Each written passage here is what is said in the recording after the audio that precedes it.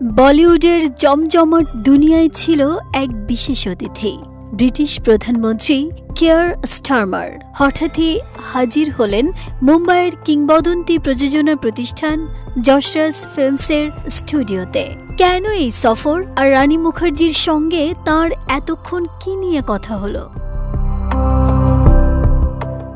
ভারতীয় সংবাদ মাধ্যম সূত্রে জানা গেছে, ৯ অক্টোবর ভারত সফরে এসেছেন ব্রিটিশ প্রধানমন্ত্রী কিয়ার স্টারমার।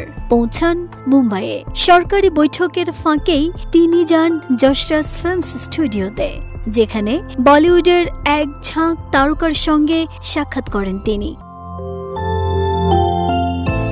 সবচেয়ে বেশি সময় দেন অভিনেত্রী রানী মুখার্জির সঙ্গে। ভারত ব্রিটেনের সাংস্কৃতিক সম্পর্ক, চলচ্চিত্রের মাধ্যমে দুদেশের বন্ধন এবং তরুণ প্রজন্মকে নিয়ে যৌথ প্রযোজনার সম্ভাবনা, এসব নিয়েই কথা হয় দুজনের মধ্যে।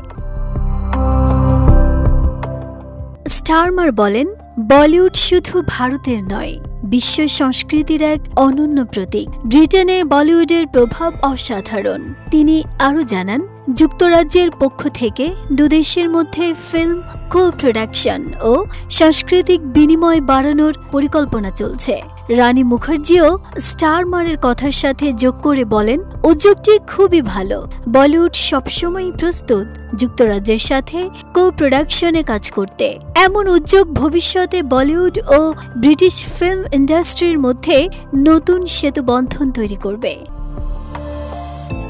নাহিদা স্মৃতি, দেশ রূপান্তর।